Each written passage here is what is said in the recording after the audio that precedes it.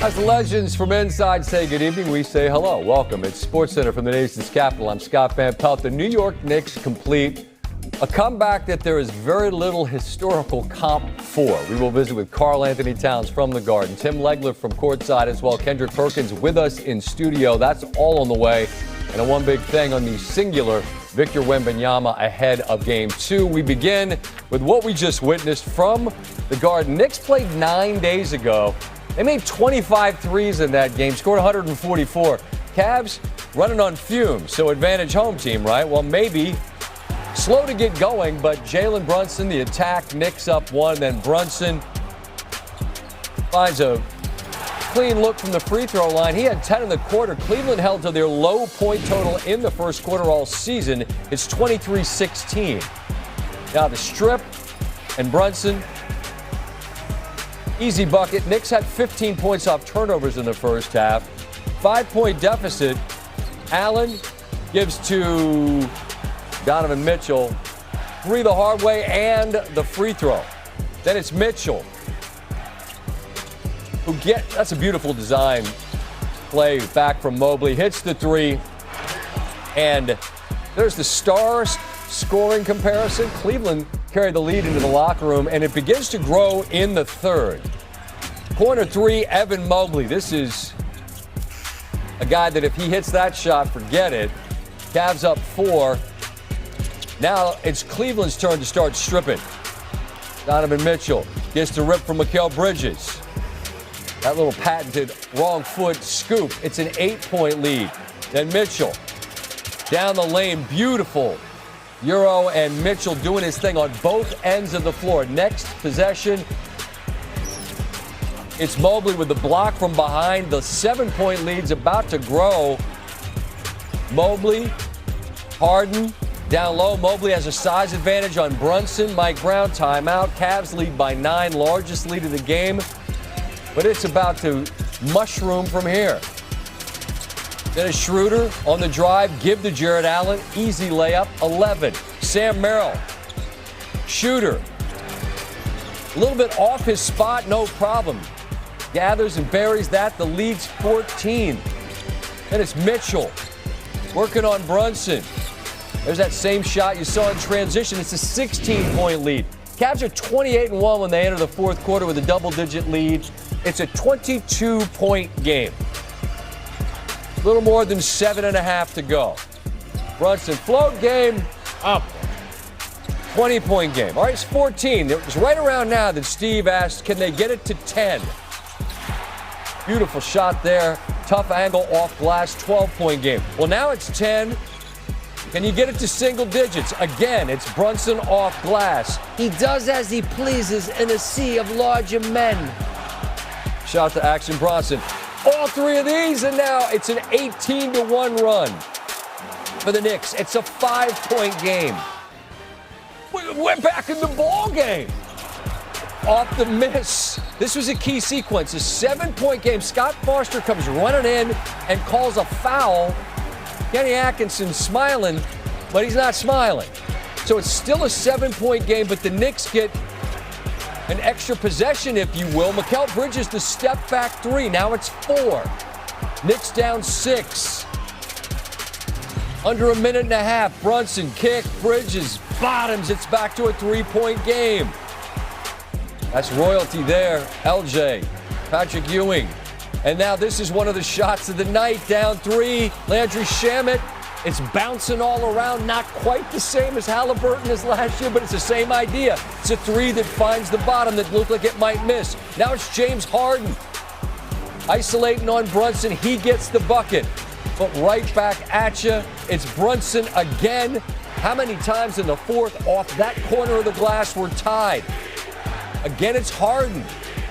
Merrill from deep, and it's halfway down and out. That's excruciating if you're on Cleveland, if you're rooting for Cleveland. A lot of different things, mostly as it relates to the ball game, because now we go to overtime. Put 5 minutes on the clock, and it's more of the same. Brunson, they're attacking Harden, and there's no answer. Again, same deal, the kick out. OG Anunoby goes baseline, bully, and it's a 6-point lead. And Shamet, who was huge on the defensive end, one more time. Huge three. That's it, that's all. They come roaring back, finish the game on a 44-11 kick. And New York cheering a victory that was not seemingly in the cards. That's a gutting loss for Cleveland. 1-0 Knicks. Karl-Anthony Towns joins us after a remarkable comeback in the Garden. You are up 1-0 in the Eastern Conference Finals. Now, Karl-Anthony, I know you guys are wired to compete for 48 minutes. You're not going to punt on a game ever. But at what point do you realistically begin to entertain the thought, we might win this basketball game? The whole game. The whole game. If anyone watched us last year when we was in Boston, I feel everyone counted us out in those first two, and we did exactly like this. So shout out to our team. The grit we showed, the resilience that we showed, and, of course, Jalen Brunson was special. Our team showed up defensively in the fourth and overtime, and that's how we're going to leave MSG tonight with a win. I appreciate the answer. And obviously, when you've got the guys you've got, you don't give up. But, I mean, you're down 22 and you guys can't make a shot. You're 4 your first 24. At some point, you know the ball's going to start to go in. When it does, describe for me the value of the Garden when that place gets completely behind you as they were throughout the last fourth quarter and overtime. Anyone who's been to the Garden could tell you when the crowd is in the game and you feel that energy, you feel unstoppable. Our fans are the best fans in the world. They give us so much energy. They give us so much love. Whenever, we're feeling like the game's getting away from us, our fans put us back in the game. I really, truly feel the fans was the one that got us this win tonight.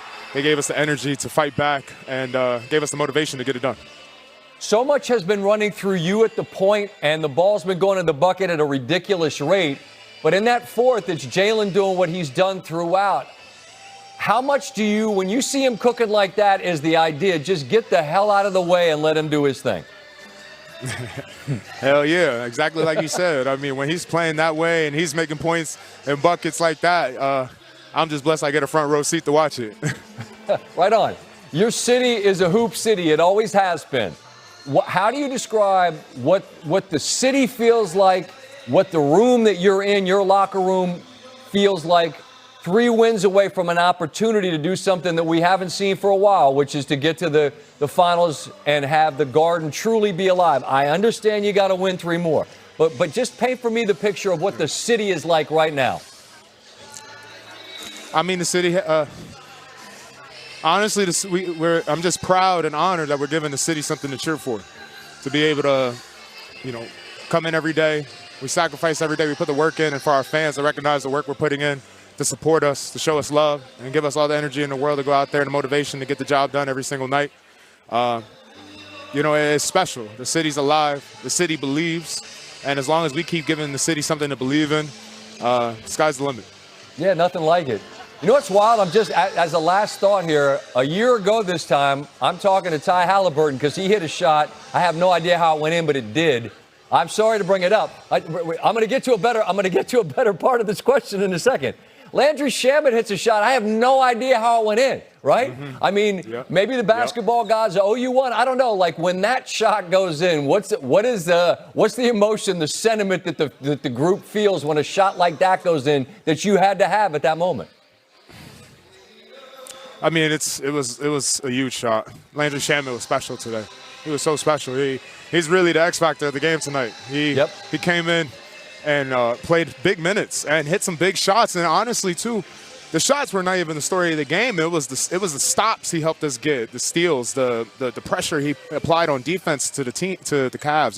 He was just special, and we needed this kind of game from Landry if we expected Lebo to win tonight.